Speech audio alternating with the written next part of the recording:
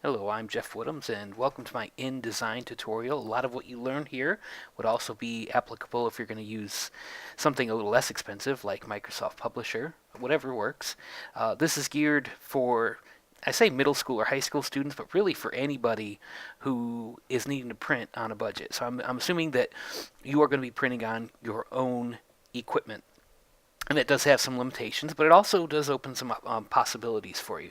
So we're going to get started with InDesign. The first thing we want to do, I've got the program open here. We're going to start a new file. Let's start a new document. Don't make a book or a folio or a library. We're just going to keep it simple. Let's say that you want to make a program for a play or a newsletter, and you want to make it really, really nice. Well, this is the way to do it. What I like to do, let's go ahead and open our document. But when we do, we're going to make it legal size. The page size, let's make it legal. And what legal is, it's like 8.5 by 11 paper, but it's a little bit longer. So it's 8.5 inches by 14. So when you put it sideways, you do the landscape orientation, it gives you enough room to have something where you can fold it over and make a really nice program. So that's called legal size paper. Don't worry about these numbers right here because those numbers are for, those are called picas, and I'll explain what picas are shortly. We do not want 38 pages. We want 2 pages. And the reason we want 2 pages is we have an outside and an inside. We're going to print on both sides of our paper.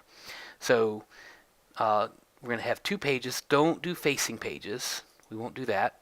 That's if we're going to print a book, and since we're not printing a book, we're not sending this off to a printer, or even if we were sending this off to a printer, we're just going to do it 1 page at a time. Just do click the orientation for landscape. Don't worry about the columns. We'll get to that later. The margins, actually, we probably do want to go ahead and adjust those down now. The ones that we're most concerned about are on the left and right, because what we want to do with those is make them match our central gutter. So let's go ahead and put those at 1 pica. That may be a little close to the edge. Let's do 1 P6. That's 1.5 picas. And that'll be 1.5 pica margin all the way around our paper. Okay, so we click OK, and we're good to go. We see this little pane over here on the right-hand side. What this is, you have master pages, and then you have the actual pages. And what the master pages are kind of cool for is they'll put stuff in the background. It'll be on every page that's linked to that master. So you can make more masters. You just right click and make a B master, a C master, a D master. A lot of people do that if they're making like a chapter book and they want to have a different heading for each section of the book. So chapter 2 all has a chapter 2 heading, and chapter 3 all has a chapter 3 heading, so on. A lot of people do that. Obviously, we don't need to do that, but what we can use this master for, if we wanted to ghost something into the background where our photos and things wouldn't go behind it, it would stay on top, that would be a good way to do it. We can also use this to put in some columns and guidelines that will apply to every page. Instead of doing every page individually, we can make one set of columns that will work for every page. So here we can readjust our margins if we don't like the margins that we've got. But let's make this 4 columns. And the reason we want 4 columns, 1, 2, 3, 4, 4 columns, right here in the center, that's where we're going to fold this piece of paper. And that's why I didn't want 3 pica margins all the way around the outside. It will be pushed over a little bit toward the center when it's done and folded, but that's okay. Because if we make this gutter wider, it's going to make all the columns wider. And 1 pica margins are really, really good. We just don't want to print anything across this central gutter. Just leave all of our printing on this side of it or on this side of it. So we've got 4 columns here that will help us to flow our text. We can put a picture in each of these, or we can put a big picture across 2 columns and have text underneath in 2 columns. And that all looks really, really good. Okay, so now we're ready to begin. We don't want to do anything on our master page, though. I'm going to go straight to page 1. Now, on page 1, you have to visualize this. We're going to be folding this. So the front cover, if we fold this right here in the center, the front cover is going to be this side of the page. And the back cover is going to be this side of the page. On the inside, when you open it up, and I click over here on page 2, this will be where it folds open.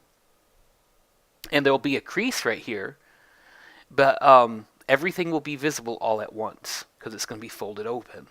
So let's do our cover first. Let's talk about some of our tools that we have. So we've talked about how to set this up, and vocabulary includes, okay, so anything we put on the right-hand side, the technical term for that is recto, right-hand recto, and the left-hand side is the back of the page, or the verso. So for example, when we fold this, and this is the front cover right here, when we go to page 2 and we open it up, this will be the back side of the front cover. Get it? This is the recto side, and then you fold it over, and then you have the back cover. Okay, so let's start with our cover.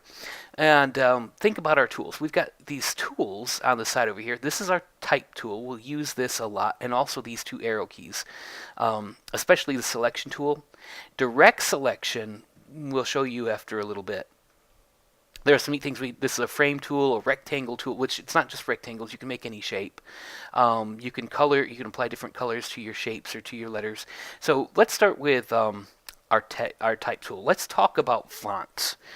Generally, you want only 2 fonts on a given page, and you keep them consistent throughout your publication, and that gives you kind of a theme. One font is your big attention getter, your headline font. And then the other font is your reading font, and it's very plain. So the attention getter can be kind of crazy. It can be kind of out there. I like Albertus Extra Bold, Copperplate Gothic, Impact, Gaudy Stout. Those make very, very good headline fonts. But the reading font, you want to be more plain. Now, let's show the difference here. Let me pull up. I'm going to make a text box right here. And I can fill that text box with anything I want to fill it with. But I'm just going to type in placeholder text. This is a font called Minion Pro. It is 12 points here. I'm going to take that placeholder text. I'm just going to copy it over and over. Control C, Control V, Control V, Control V, Control V. We're just going to fill this up. Okay, what in the world are you doing? Well, just be patient. Now, you'll notice this font, and I'll get in real close. To get in close, I'm going to use Control and then plus on the number pad. Just zoom it in. You'll notice this font has little tiny stems coming off of the top and bottom of some of the letters, like the P has these little stems. Those are called serifs. So you've got serifs at the top of the L, the top of the D, the bottom of the L, the bottom of the D, the bottom of the R. Those are very, very good for small text that you want to be readable. Now, if you want a slightly more modern look, here's what I'm going to do. I'm going to take my direct selection tool, or my selection tool, Control C, Control V. Got another column of text I can put right here. Boop. Use my arrow keys to lock that in place, get it just right. Now what I'm going to do with this, I'm going to select that all. I'm going to show you the difference. I'm going to show you Calibri. Calibri is what's called a sans serif font. So you'll notice it doesn't have any of the little stems. It gives it a little bit more modern feel. It's whatever you like, but whichever one you pick, stick with that one. The old rule of the thumb is use a serif font for your body text, use a sans serif font for your headlines. That really doesn't hold anymore, but it's not a bad thing to do. So I'm going to go ahead and change all of this back. Control Z will undo your last change. Now let's make a big headline here. And for our headline, we're going to pick one of those attention-getting fonts, and we're going to make it big. Let's say we make it 30 points, and we can choose Gaudy Stout. That'll be fine. Now, the fonts work a lot like what you're used to. There's a little more to it. These are my alignment tools, so I can line it to the center. I can put on left, right, or I can justify it, justified right, center, left. So that's something to be aware of. Also, there's a lot more you can do here. And I'll show you what some of these little things do after I get some text down. But let's call our newsletter Cats and crazy stuff. I don't know what we want to call it, but we can call it that. Uh, you can, do whatever you want with this. Now, there's a lot of neat stuff you can do. We could take this out. We could make its own text box and make it real big over here on the side. We could line this up over. We could make it so that text wraps around. I mean, this is a neat program. There's a lot we can do with this. Let's go ahead and make a new text box. Take my text tool. Boop. I'm going to put my ampersand in there. I'm going to make it really big. And the neat thing about this program, you can make these fonts half a font size. I mean, half a point. You can make them 70. You could make the 72.1. You could make it 150. You can make it 300. You can do anything you want with it. But come up here. Doop. Oop, a little too small. Okay. Now we're going to word wrap this. I've never word wrapped a letter before, or a symbol, or a glyph. So to do that, we're going to go to our window, text wrap. There we go. And why did it go so far over? I just want the one.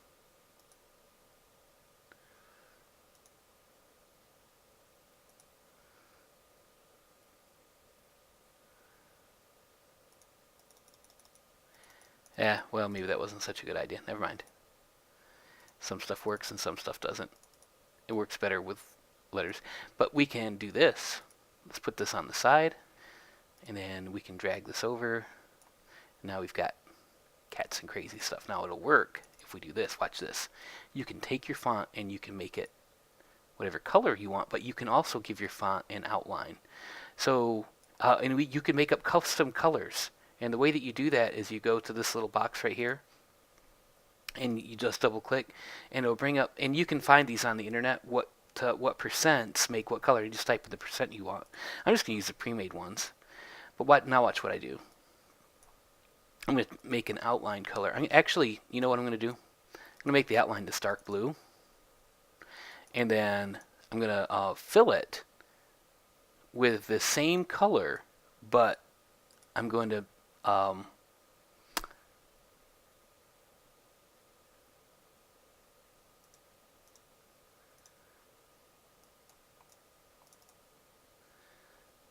see what I did there? It goes from darker to lighter. We can do that. Or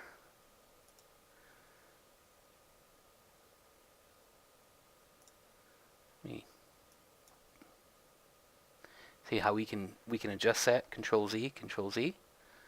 Take that out.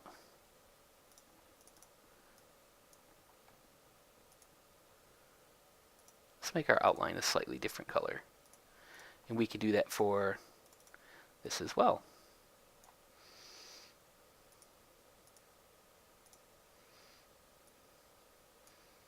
Actually, let's put the color on the inside and make the outline a little bit darker.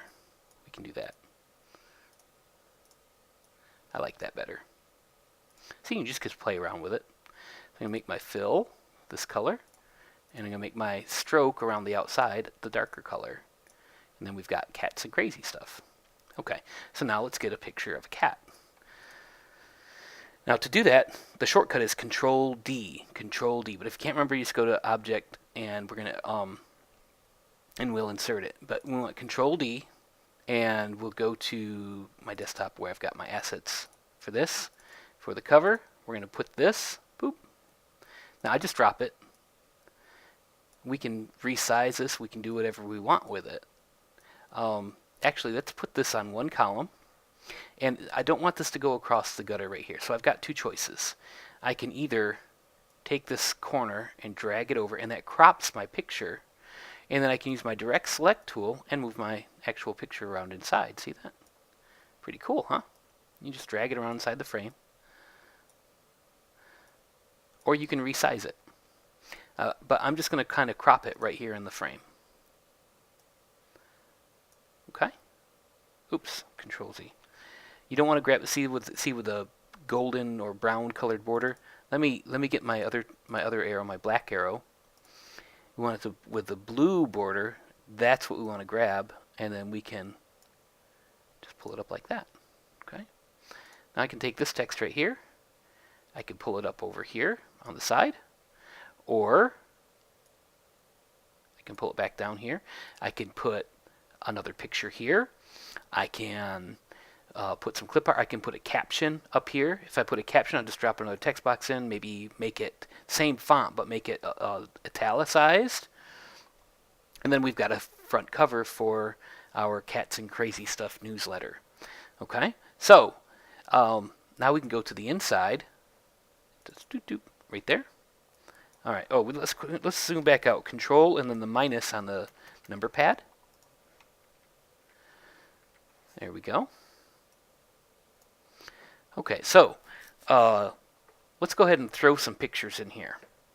We're going to Control D, and this time we can grab a lot of pictures. So let me grab pictures for the inside. We can grab a lot of pictures. So here's somebody's computer. Let's just grab all these. These are not all going to fit unless we really, really work them. But we can just, I'm just showing you can load this up. I've got 6 things loaded up, and it's boom, 1, 2, 3, 4, 5, 6. Control Z that. I accidentally hit the wrong part there. There we go. There we go. All right, so now let's, here's our challenge. Our challenge is to make all these things fit. I'm just going to slide these off. Ooh, these pictures are big, aren't they? Let's slide them off. And, okay, this picture's kind of redundant, so we're going to take that one out. Just delete it. Oop. That computer has a radiator. I'm gonna grab it when it's got the golden corner. I'm gonna hold down the shift key and grab the corner, and that will keep it proportional. It'll resize it proportionally. Now I've got a picture that goes across 2 of my columns. Now I'm gonna get my black tool. I'm gonna grab the edge when it's blue. Now notice the edge is still way out here. That's how big the frame is for this picture. Now I'm going to drag this in, and I'm going to put it up and just show the radiator. Okay. Now I've got room for 2 columns of text down here, or I could put another picture in. Now here's the thing, though. We don't want to trap any text. Let's say you put a picture here and then have text in here. No, no, no, no. Put your pictures to the inside and your text to the outside.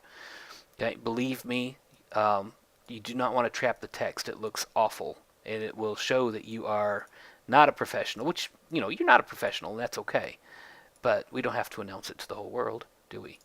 So let's shrink this one down. Remember, grab the corner when it's golden or brown color. Hit the shift key. Now drag this corner down. It will resize it proportionally. This picture, we're going to fit right here. So we're going to keep shrinking. I'm going to grab this corner now. Grab the corner, shift key, resize proportionally.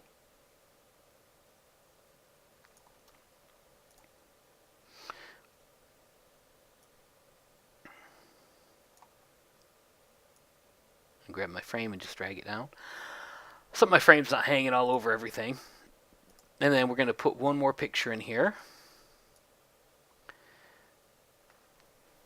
Now, or what we could do, here's a better idea. Let's say we've got the 2 pictures that we really, really want.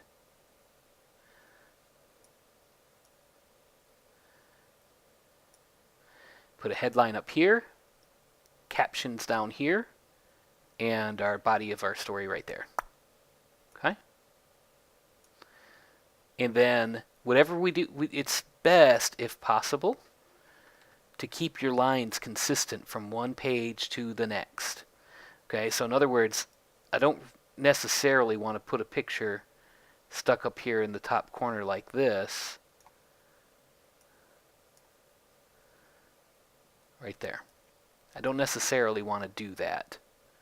Okay, because then it blocks these lines right here. Now I can, but it would be better for me if I were able to shrink this down. Ooh, Control Z. Do you see what I did there? I grabbed the blue frame. I want to double click. Now I've got double click, double click, double click. There we go. Get the brown frame. Grab that corner. Shift. I'm firing my laser. There we go.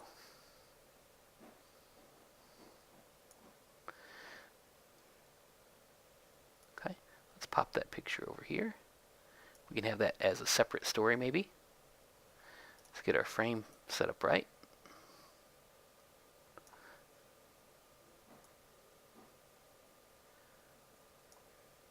Okay, now I'm not going to make a whole newsletter here, but I do want to show you some kind of fun stuff that we can do, because this program will do a lot. It would be a shame not to show you some of the stuff that it can do. So let's have a little fun with this, shall we? I'm just going to make it this big. Oop.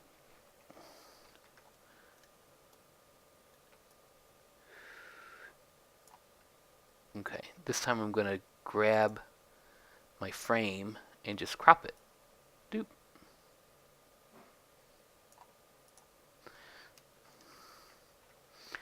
Okay. Let's do this. Let's move this up. Remember, we can move it right inside the frame. Now I'm going to get my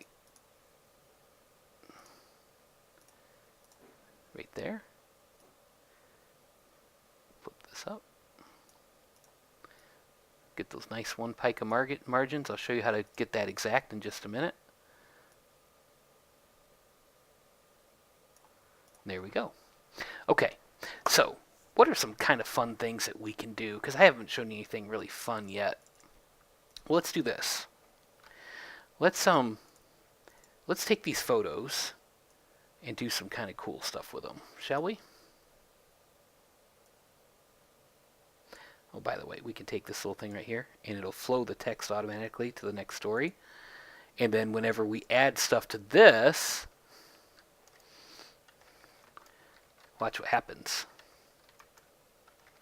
See how it's filling out the next column over?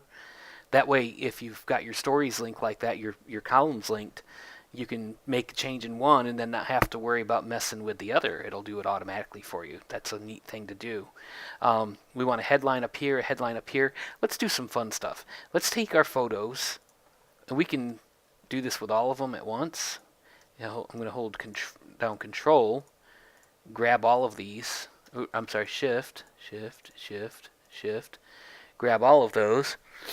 I can group them together, and that way when I move one, it'll move all of them. Or I can put a shadow behind them. I could make them so that they're a little bit more transparent. Watch this. See this little thing right here where the 100% is? If you slide that down, you can make it so it'll ghost your photos. Now that's really kind of useful if, say for example, you had a photo that you wanted to be in the background of your whole publication, and you want to put it on your master page. You want to make it black and white maybe, and put it on your master page. Ooh, that sounds like it could be fun. Let's do that. Control D. Let me go back to my cover.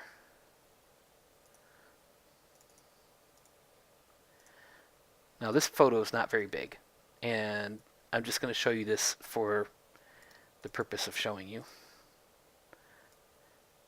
Remember, whatever I do on my master page, it'll do on every page.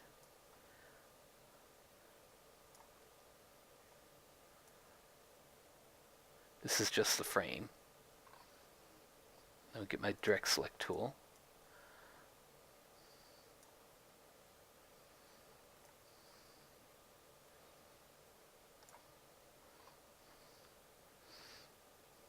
I'm going to take my little hand, move it up, move it over. Okay. Now, let's make this mostly opaque, so you can barely see it. Now, that's going to be in the background of every page. See how it's back there? You can do that kind of cool stuff. Okay? So let's go ahead and, we can take the same thing, the same font, the same text right here. I'm going to Control C to cut it. I'm going to bring it to page 2 and paste it. And we can make it a little smaller maybe. Let's go ahead and drag it from side to side here. And we'll center it. Oop. Make it a little bit smaller because it's not the front page. Oop, that's too small. It's not the front page.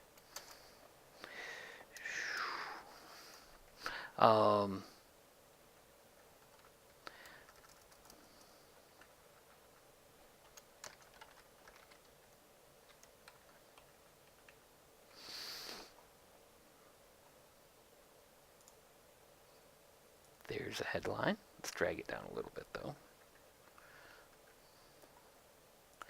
Okay, and then we have another one over here.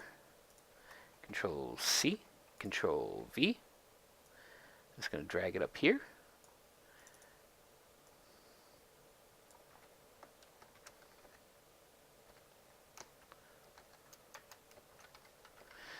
Call it Sci-Fi Corner. Whatever we want to do is fine.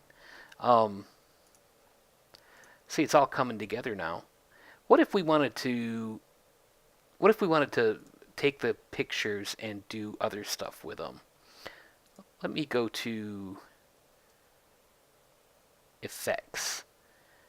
The transparency I've already shown you. You can make a drop shadow, inner shadow, outer glow, inner glow. Watch what happens.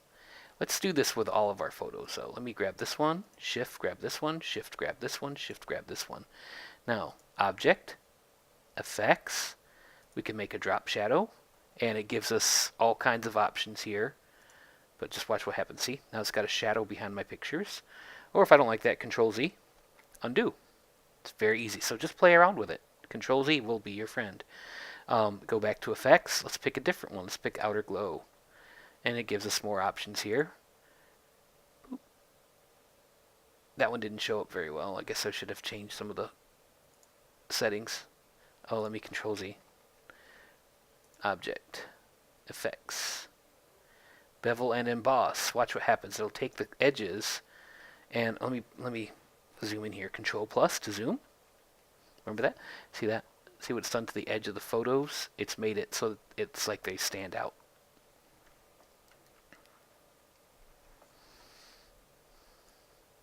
Okay. I don't like that. Control Z is your friend. Okay. So just play around with it. Effects. Basic feather will take the edges and make them soft. And you can make it wider. You can make it so it goes really far into the picture. See? It softens the edges of the pictures. So let's say you're talking about your little angels in the Christmas program. Well, there you go. You can make the edges of their photos nice and soft. I didn't show you how to use the frame tool to make the pictures different shapes. You can make them oval shaped or do lots of other stuff with them. It's just another thing for another time. Okay, so we've shown you how to... Okay, one last thing. Let's say that you want to have text on top of a picture. And I'm just going to pull this text down here for a minute. And you keep moving stuff around, and you actually want to... Let's say you want to put this behind and have let's just watch. We're going to do this. We're going to do arrange, bring to front. Put the picture in front. Now, well, where's my text? Well, the text is behind it. See, sometimes stuff gets lost, so you'll need to arrange, send backward, or bring to front. Now, watch what happens, though. If I check my opacity, I can see the words through my photo until there's nothing left of the photo. Okay? So you can have some fun with that. Just let me undo all this. Control Z, Control Z, Control Z, Control Z, Control Z, Control Z, Control Z, Control Z, Control Z, Control Z. There we go.